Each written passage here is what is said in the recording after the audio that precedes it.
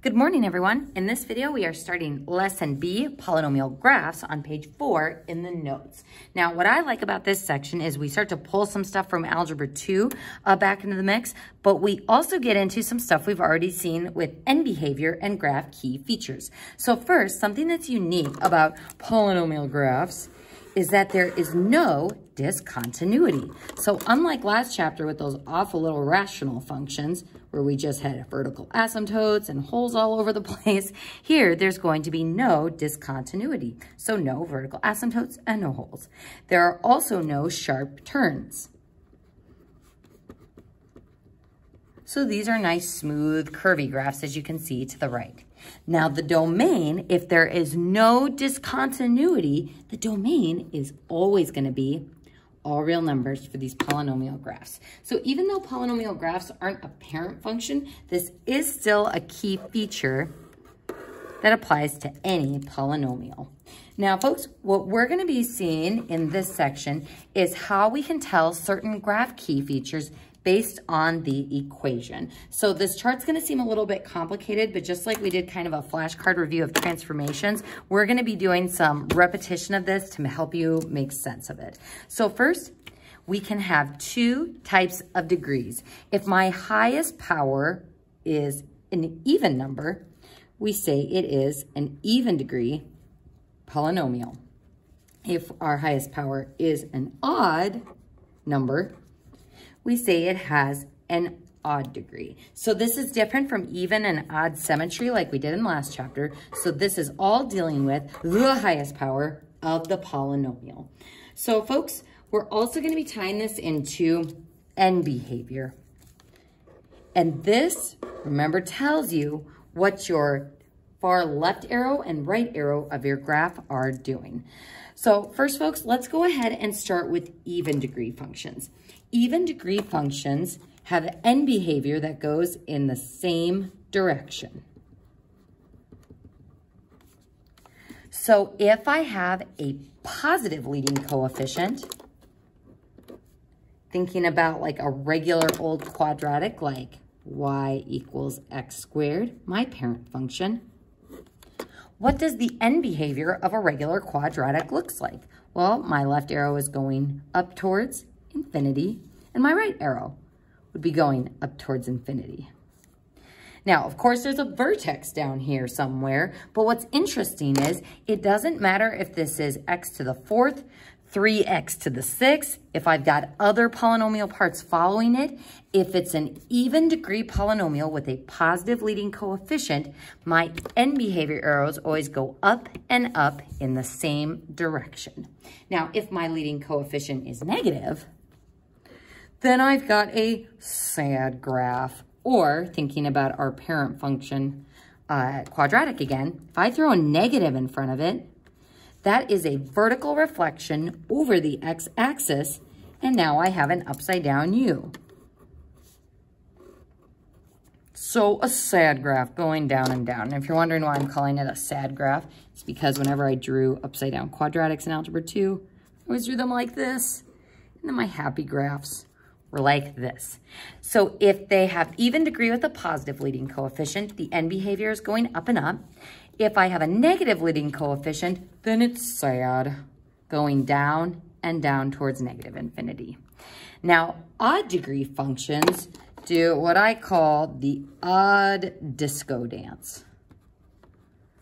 I'm glad I'm making a video for this of just the paper so that you guys don't have to watch me do my awkward polynomial dance that shows what odd degree functions look like. So the odd disco dance goes like this, where one of the arrows is going to be going up and the other one is going down, or we can do the disco dance in the other direction with one arrow going up and the other one going down. So which way our arms are going depends on what the leading coefficient is. So folks, to help us think about what the end behavior looks like, let's again think of one of the parent functions we're more familiar with, a cubic function. So a cubic function goes up and to the right and down and to the left. And of course, we had that little point where it curves in between, but again, this is to apply to any odd degree polynomial function. Our odd degree function looks like this with one arrow going up and one arrow going down. So the limit of the function as x approaches negative infinity is negative infinity. The limit of the function as x approaches infinity is infinity. Now, if I reflect that function over the x-axis or give it a negative leading coefficient, then my left arrow will be going up and my right arrow will be going down. So we can think about reflecting that parent function over the x-axis. So this would be going up towards infinity now, and this one is going down towards negative infinity. Now, what's going to be handy about this is for some of these nasty polynomial graphs, we're going to be able to either tell something about the equation from just looking at the graph, or we're going to be able to tell something about the graph just from looking at the equation. Now, if you're worried about keeping these two straight, because a lot of times my Algebra 2 students would get worried about that, how I remember is the leading coefficient tells you what your right arrow is doing. So what your right arrow is doing. So if my leading coefficient is positive, that means my right arrow is going up. Matches with the even, matches with the odd. If the leading coefficient is negative, then it means my right arrow is going down. Makes sense for our sad graphs. It makes sense for these odd degree functions that are negative for the leading coefficient. So this is one way to keep the direction of these ones straight. These ones are a bit more intuitive, but these ones can be a bit more challenging. So now what we are going to do is practice end behavior by imagining my fingers as the end behavior arrows of my graph. So if I put my fingers down like this, my end behavior is going up and up. So this is even degree with a positive leading coefficient. If I go like this, I've got one going up and one going down. So it is odd doing the little disco dance. So since my right arrow is going down, this has a negative leading coefficient. What about this one? This one is odd since they're going in different directions. Right arrow is going up, so a positive leading coefficient. So let's go ahead and just practice the degree first. Even, odd, even, even, odd, even. Let's practice the sign of the leading coefficient next. Positive, positive, negative, positive, negative, positive, positive.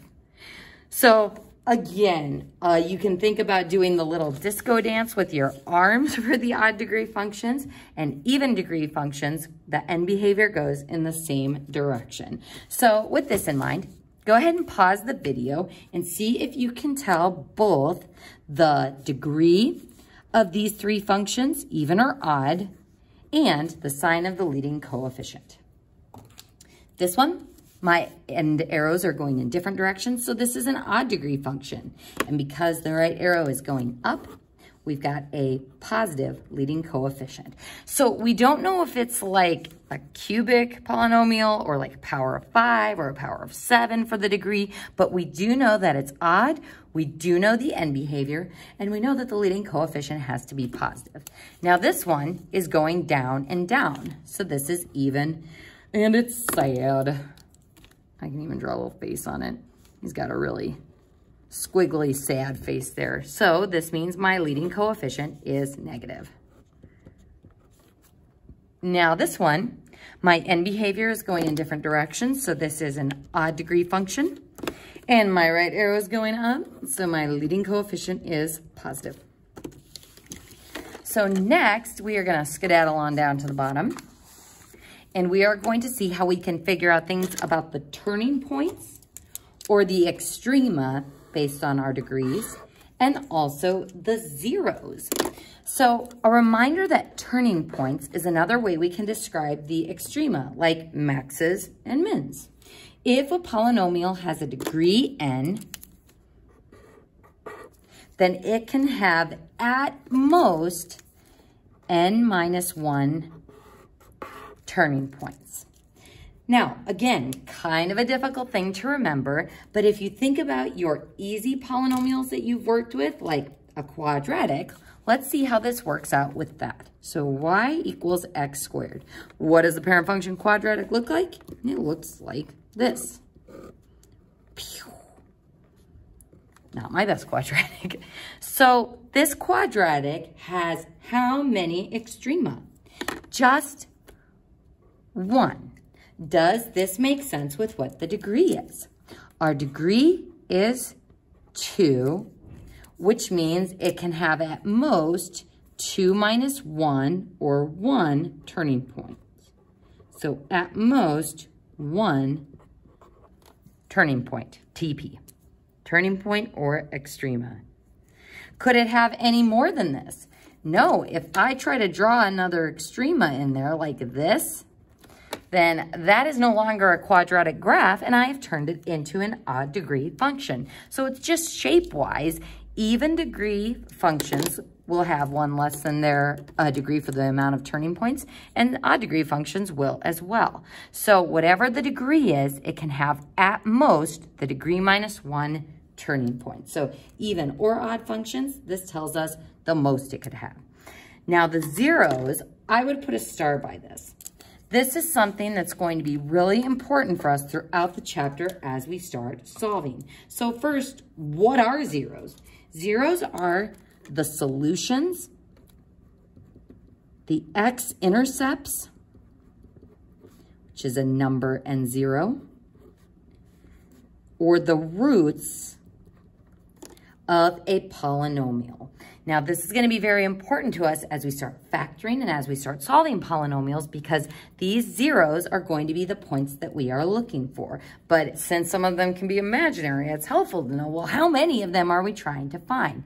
So this says a polynomial of degree n has at most n zeros. Could it have less than that?